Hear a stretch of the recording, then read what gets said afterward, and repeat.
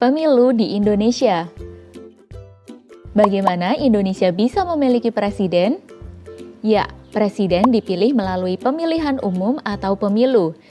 Indonesia mengadakan pemilu sebagai praktik demokrasi. Indonesia sendiri adalah negara demokrasi terbesar ketiga di dunia. Apa itu demokrasi? Demokrasi berasal dari bahasa Yunani, demos dan kratos. Demos artinya rakyat dan kratos artinya pemerintahan. Dalam demokrasi, rakyat ikut berperan dalam pemerintahan dan semua kebijakan harus mengutamakan kepentingan dan kesejahteraan rakyat. Sistem pemilu ada dua macam, yaitu sistem distrik dan sistem proporsional. Pada sistem distrik, satu daerah pemilihan hanya memilih satu wakil. Calon yang mendapatkan suara paling banyak dianggap sebagai pemenang. Di Indonesia, pemilihan DPD mengikuti sistem distrik tetapi berwakil banyak, yaitu dipilih 4 wakil DPD di setiap provinsi. Pada sistem proporsional, tiap partai politik mendapatkan kursi sesuai dengan jumlah suara yang didapat. Sistem proporsional inilah yang dipakai dalam pemilihan DPR dan DPRD. Partai yang mendapatkan suara lebih banyak akan mendapatkan jumlah kursi yang lebih banyak juga. Lalu, apakah semua partai yang mendapatkan suara dianggap lolos? Belum tentu. Ada yang namanya ambang batas parlemen atau parliamentary threshold.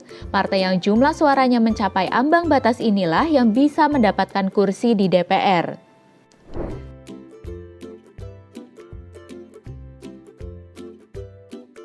Saat ini, penyelenggara pemilu adalah Komisi Pemilihan Umum atau KPU yang bersifat independen.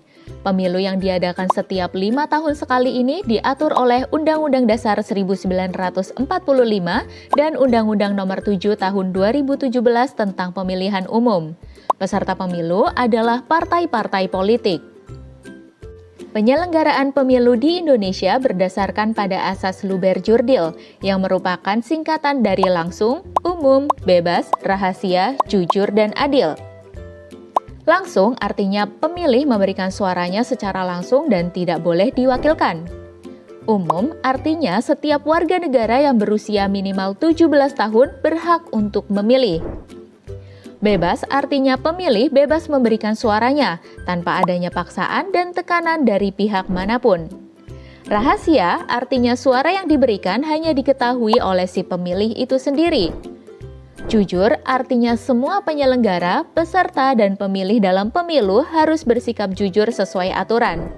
Dan adil artinya setiap peserta dan pemilih harus diperlakukan sama dan bebas dari kecurangan. Bagaimana tata cara pelaksanaan pemilu di Indonesia? Setiap warga negara yang berusia minimal 17 tahun berhak menjadi pemilih dalam pemilu. Pada hari pelaksanaan pemilu, pemilih diminta datang ke TPS atau tempat pemungutan suara untuk melakukan pendaftaran. Pemilih kemudian mendapatkan kertas suara dan langsung menuju bilik suara untuk melakukan pencoblosan. Selanjutnya, pemilih memasukkan kertas suara ke dalam kotak yang disediakan. Terakhir, pemilih mencelupkan salah satu jarinya ke dalam tinta sebagai tanda bahwa pemilih sudah menggunakan hak suaranya.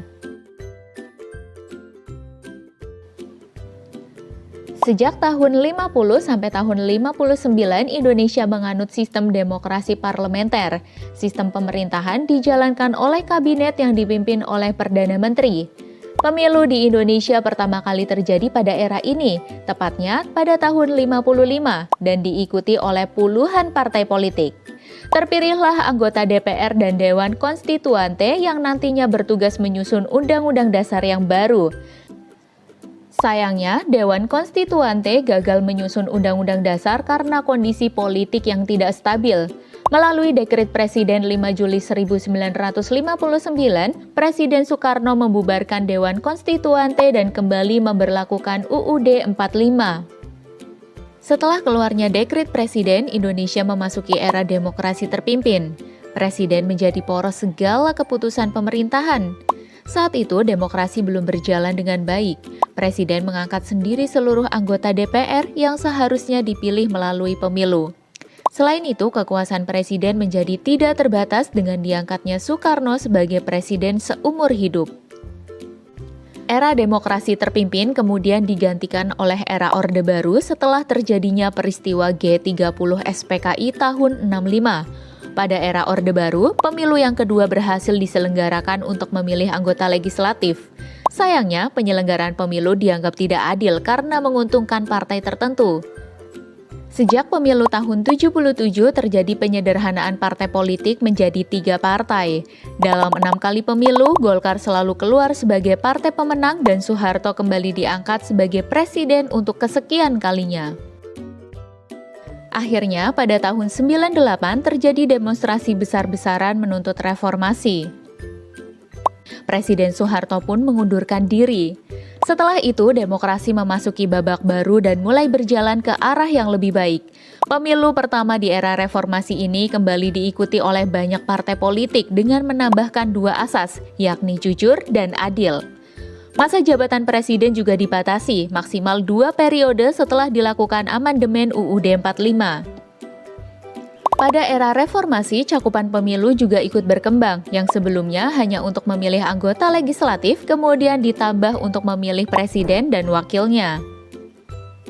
Pemilu presiden pertama kali dilaksanakan pada tahun 2004 dan dimenangkan oleh pasangan Susilo Bambang Yudhoyono atau SBY dan Jusuf Kalla. Pada pemilu tahun 2009, SBY kembali terpilih menjadi presiden untuk periode kedua. Kemudian pada pemilu tahun 2014 dan 2019, Joko Widodo atau Jokowi yang terpilih menjadi presiden. Namun pelaksanaan pemilu 2019 agak sedikit berbeda karena pemilu legislatif dan presiden dilaksanakan serentak dalam 1 kali pemilu. Nah, sekarang jadi tahu ya perkembangan sistem demokrasi dan pemilu di Indonesia dari bentuk awal hingga masa kini. Dengan mengetahui sejarahnya, kita bisa belajar dan terus berusaha mewujudkan demokrasi yang menyejahterakan rakyat dan sesuai dengan kepribadian bangsa.